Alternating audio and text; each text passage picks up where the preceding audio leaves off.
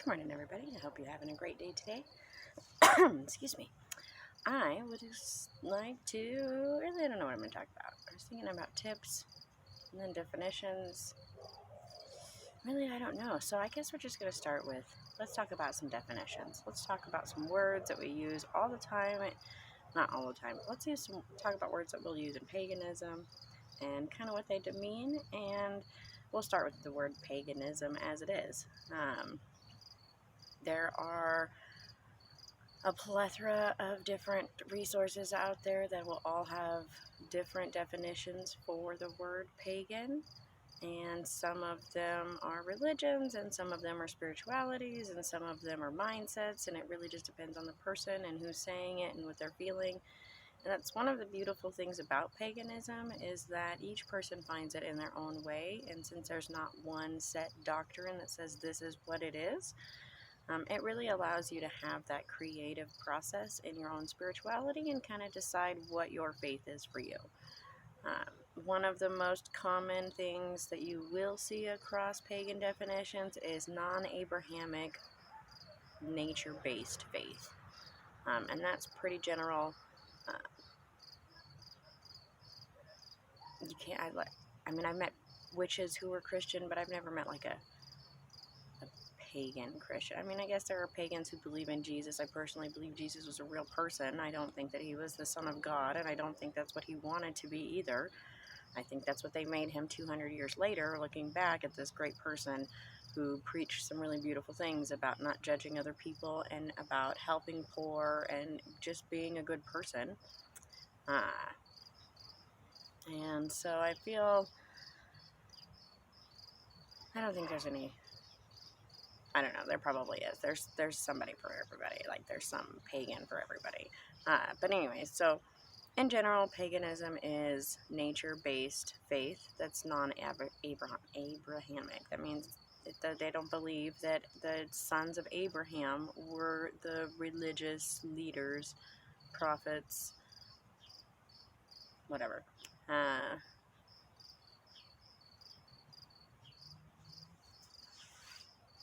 For me personally, it's a religion. It's more than just my faith and my spirituality. It is a religion. I practice it every day. I devote myself to it, and I think that that's really the thing that makes it a religion, is when you devote and practice it every day. I know some people argue and say that religion is only organized whatever. Nah, again, that's one of those things that each person is going to have a slightly different definition. Oh, excuse me. Excuse me. But, how you practice your faith is how you practice your faith. And again, that's one of the beautiful things about paganism, is that you can come to your faith however you see it. Now, for me personally, like I said, this is a religion. So, like, when I write the word pagan, I capitalize it, just like the word Christian or Muslim or Jewish or whatever, any other religion. Because I feel like it deserves that proper noun. I devote a lot of my time to this, so I really feel like it deserves that proper noun. But again, each person is going to come to that on their own.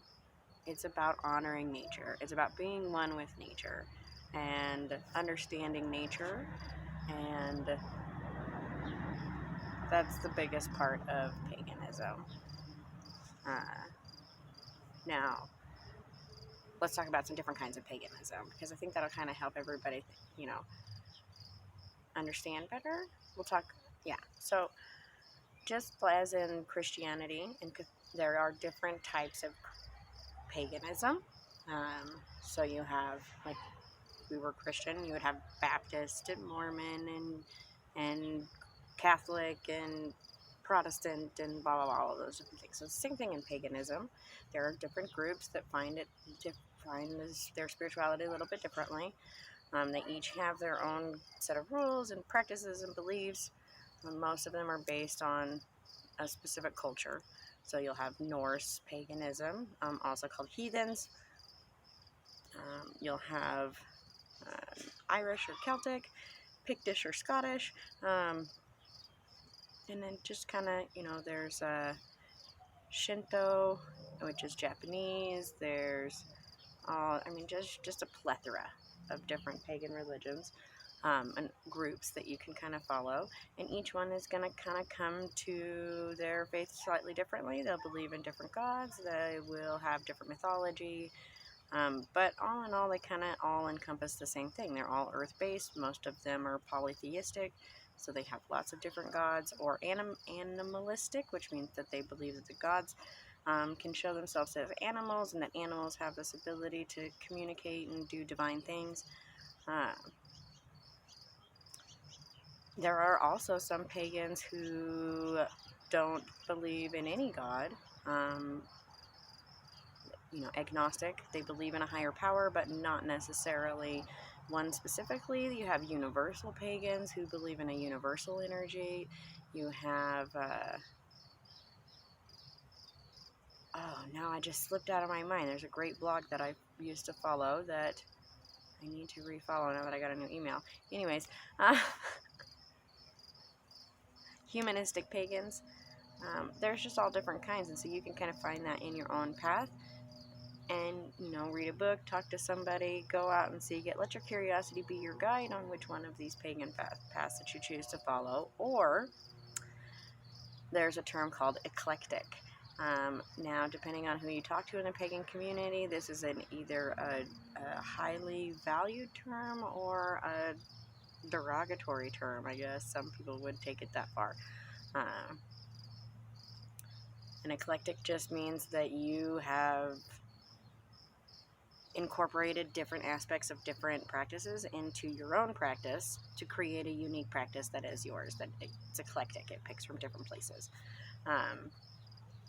So I think the more people get their genealogy charts done and see that they're not just Irish and not just Scottish, whatever, and that they are more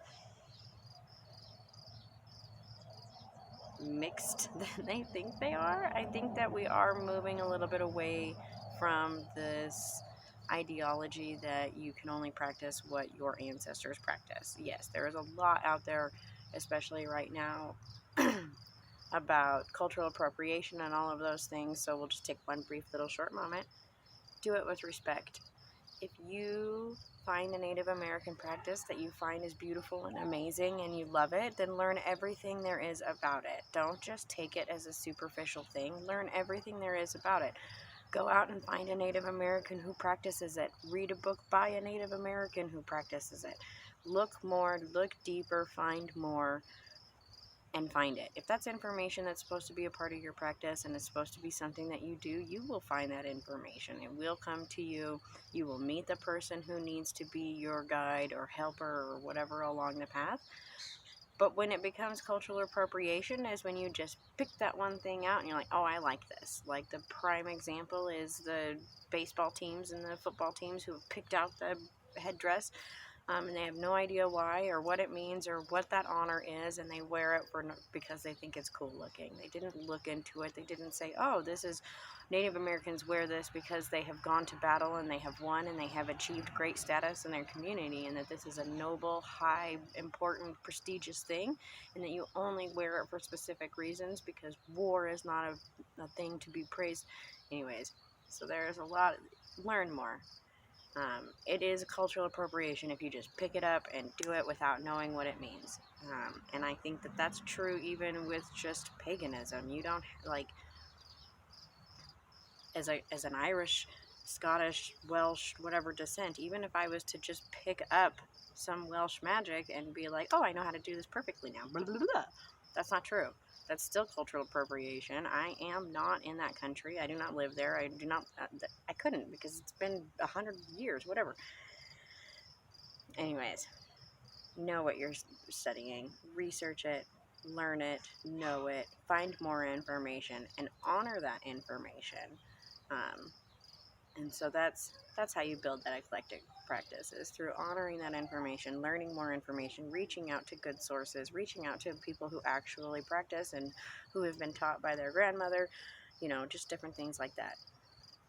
The sun is coming up. It is running out of time. So then just one last touch on, I guess, we'll talk about Wiccan and the branches of Wiccan. So I compare Wiccan is to pagan as Catholic is to Christian. Wiccan has Wiccan does have a book. There are several books. You can find them by Gerald Gardner or Aleister Crowley or Buckham,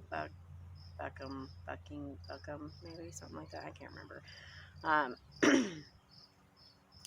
They all have books. They're all very specific. They tell you how to practice, what to practice, when to practice, and all of those things. And so it very much gives you a defined set of guidelines. And that's why I said that's like Catholicism is to Christian. Just because it's very organized. It's very much like stand up, sit down, do it like this, face north, earn your chords, do it like this. And so I find a lot of Christians and Catholics who come from paganism find that an easy jump because it is so organized and it is very A, B, C, D, here are your lines and what you need to do, and that's what makes that an easy adjustment.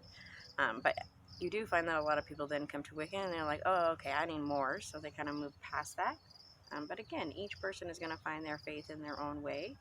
If you're looking for something very strict and with lots of rules and guidelines and it's going to tell you how it is and what's what, then go get a Gerald Gardner book. He is the father of Wiccan. He is the one who brought it here, who created it, who wrote that first book, literally. High Magic Aid is his book. It's actually a fiction book that he wrote first, but it includes a lot of the magic practice. It was kind of like he hid the magic in the fiction book, and it's a great little read. Doesn't take long. I would recommend that all pagans read it just because it's a good historical, cultural thing to know. I'm seriously getting blinded out. And then, like, if I do that, you can't see me. So, but, yeah, so paganism is an earth-based religion where we just follow the earth, and there are many different paths along that you can kind of take, and no matter which one you take, do it with respect and honor. Know your practice, know what you're learning, know who you're learning it from. If you want to learn root magic, or you want to learn to conjure or do Shinto magic or Native American practice or whatever it may be, learn from somebody who knows it. Understand why you are going to get some resistance. I highly honor Native Americans. I love what they do. I love their culture. I wish that I could go back in time and warn them and say, don't let these fucking white people come here. But you can't. And now all we can do is show our respect and honor. And so do that. Just be respectful. Show your honor. And no matter what culture or religion or practice you're following, that's what you need to do. So approach it with an open mind and an open heart and with honor. And build your practice the way that it helps you be comfortable and feel like you are the person that you need to be. Don't be turned off because it's called Satanism or Luciferianism. They each have their merit, they each have values, they each teach good things, and if you don't learn about them, then you can't know that, and you can't learn those lessons.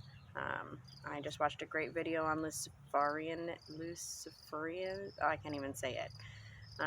They believe in Lucifer, and that you are your own God, and that kind of thing, and it's just about being a better person, and that the divine energy is within you, and they define it in this way. I'm getting seriously blinded out by the sun, so I'm going to stop now. I hope everybody has a great day. If you have any questions about paganism or different definitions or different religions, or if you're looking to find a practice, like I said, I try to stay very connected and involved in the pagan community, so if there's something specific that you're looking for, let me know, and I can help direct you towards a great YouTuber or blogger or website or community on Facebook. I think I'm in every pagan... Not every, but I am in a lot of pagan groups on Facebook. So just, let me know, reach out. I hope everybody is having a great day and that you have a fantastic weekend. We will talk to y'all soon. Bye-bye. Oh, don't forget to like and subscribe and follow and hit that little bell and do the thing and comment down below and share and all that great stuff. Bye.